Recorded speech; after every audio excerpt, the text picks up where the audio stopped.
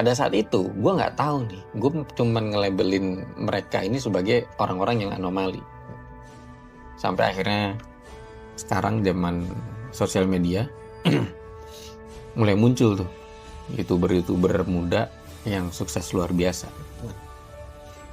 Nah di sini akhirnya gue punya kesimpulan. Nah kesimpulan ini karena gue ngelihat salah satunya adalah Timothy Ronald.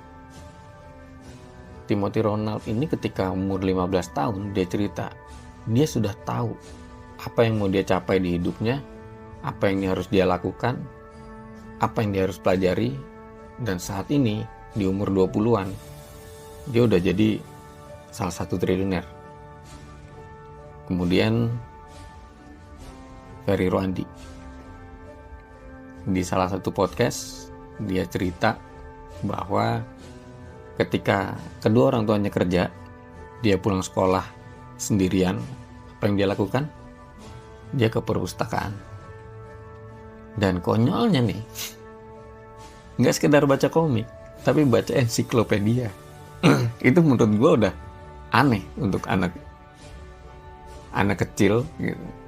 Ke perpustakaan bacanya ensiklopedia. Karena gue dulu waktu kecil ya juga suka ke perpustakaan gitu. Apalagi di SD gue tuh suka ada perpustakaan keliling zaman dulu. Tapi ya begitu kesana yang dibaca ya komik. Nggak ada tuh kepikiran untuk baca ensiklopedia atau baca buku-buku lain. Sementara si Ferry bacanya ensiklopedia. Bahkan ketika dia umur 6 tahun dia sudah bisa masang namanya jaringan komputer. Dia bisa operasikan WS, Lotus, DBase gitu. Yaitu program sebelum ada namanya Windows. Dan itu rumit. Dulu ada kursusnya untuk belajar itu. Karena tidak semudah mempelajari aplikasi-aplikasi di Windows saat ini.